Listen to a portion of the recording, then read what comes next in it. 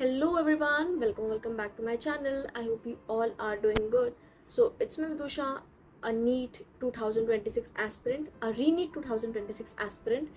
and welcome back to my channel. So अभी 2 दिन पहले मैंने अपना लास्ट CUT का एग्ज़ाम दिया which was of PCB and to my experience मेरा दोनों ही CUT के मतलब पाँचों ही सब्जेक्ट मेरा CUT का एग्ज़ाम इस बार बहुत अच्छा गया, मतलब बेटर देन आई एक्सपेक्टेड कि मैंने कितना स्कोर करूँगी, बट उससे अच्छा एग्ज़ाम गया है। या तो क्वेश्चन ईजी थे या फिर मुझसे हो गए, एक बात थी इनमें से। बट माई CUT का एक्सपीरियंस वॉज वेरी गुड इस साल, मतलब पिछले साल उतना अच्छा नहीं था बट इस साल इस बार टॉप नॉच, मतलब बहुत अच्छे एग्जाम्स गए मेरे, better than I expected and I am very glad कि मेरे एक्सपेक्टेशन से ज़्यादा अच्छे गए, क्योंकि मैंने एक्सपेक्टेशन बहुत कम लगा रखी थी। So let's talk about the main thing is NEET. सिर्फ 20 दिन रह चुके हैं नीट में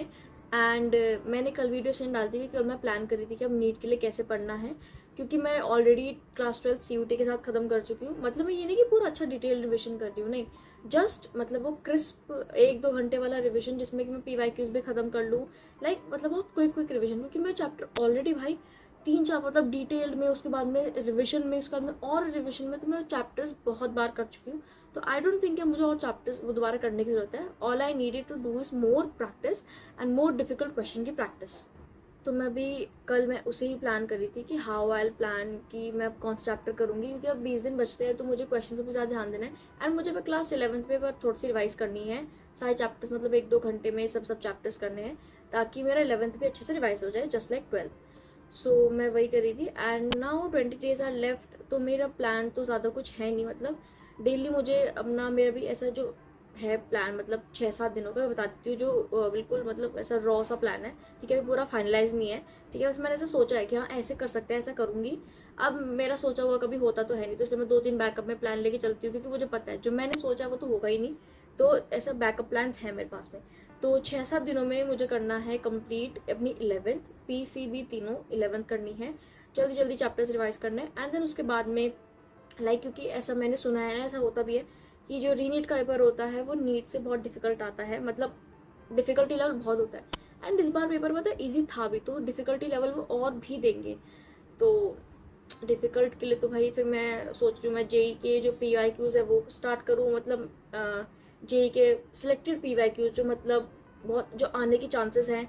वो करूँ एंड देन उसके बाद में जो नीट 2025 के है एंड ऑल्सो मैं सोच रही हूँ जो री नीट के पेपर हुआ है 2024 वाला, मैं उसको भी एक बार सॉल्व करूँ। मतलब मैंने तो सुना था कि 24 वाला पेपर जो 24th वाला था री नीट 2024 वो ज़्यादा हार्ड नहीं था, बट मैं खुद से सॉल्व करके देखना चाह रही हूँ। तो this was like a very raw plan कि अभी ऐसा ऐसा करने को मैं सोच रही हूँ। बाकी अगर कोई और क्वेश्चंस अगर मेरे टीचर्स कराते हैं तो I definitely do that and वो करा भी रहे क्वेश्चंस, मतलब चैप्टर के साथ में PYQs। तो मेरा वो ना चैप्टर पक्का होता जा रहा है, तो मेरी 12th पूरी पक्की हो चुकी है अभी PYQs के साथ में, 11th भी हो जाएगी एंड उसके बाद में सिर्फ मुझे क्वेश्चन करने हैं। मैं मेन फोकस इस बार मतलब थोड़ा सा डिफिकल्ट टाइप ऑफ क्वेश्चन पे रख रही हूँ,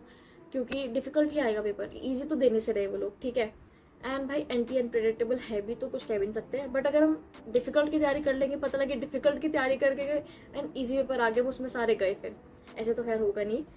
पेपर तो डिफिकल्ट ही देंगे जहाँ तक सब ऐसा मतलब अनुमान लगा रहे हैं कि पेपर डिफिकल्ट आएगा। एंड ऑल्सो मैंने सुना कि इस बार हमारा रीनिट का पेपर एयरफोर्स लेके आ रहा है, मतलब आई कैन नॉट बिलीव जब मैंने न्यूज़ सुनी कि एयरफोर्स इस बार पेपर लेके आ रहा है हमारा रीट का, मतलब इतनी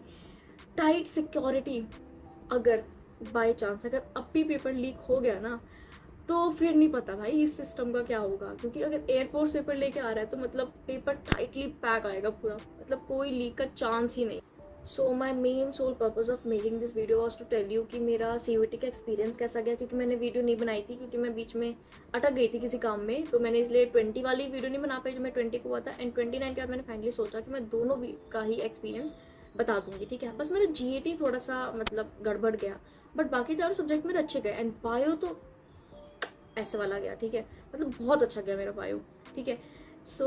एंड ऑल्सो नीट के बताने के लिए कि मेरा भी ड्रॉ प्लान यही है कि मुझे पहले 11th खत्म करनी है 6-7 दिनों में, उसके बाद में मुझे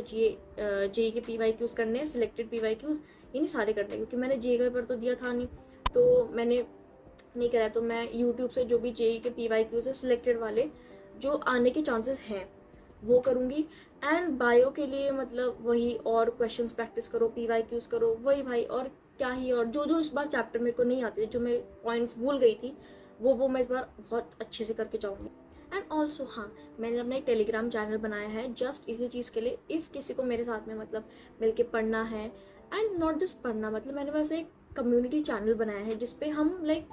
आप लोग भी अपनी बातें शेयर कर सकते हो, मैं भी मतलब ऐसे रैंडम चीज़ें भी हम शेयर कर सकते हैं, मतलब ठीक है। इट्स मतलब पढ़ाई वाला भी प्लेटफॉर्म है, एंड ऑल्सो मैं उस पर अपने टारगेट्स भी शेयर कर दूँगी। अगर तुम लोग चाहते हो कि मैं आज दिन में क्या करने वाली हूँ, मैं खुद पक्का कर लूँ फिर पक्का बताऊँगी, पर अगर तुम लोग को चाहिए होगा तभी मैं शेयर करूँगी, वरना ऐसे प्लान्स नहीं बताया करते किसी को। Okay, and if you are a NEET aspirant, अगर तुम्हें वीडियो पसंद आई होगी तो लाइक शेयर और सब्सक्राइब कर देना। एंड अगर आपका कोई दोस्त नीट एस्पिरेंट हो, मतलब जो अभी थोड़ा सा स्ट्रगल कर रहा है कि पढ़ाई कैसे करनी है, क्या करना है, तो मैं भी स्ट्रगल ही कर रही हूँ अभी, देखने है क्या करना है। So meet you in my next video, and till then bye.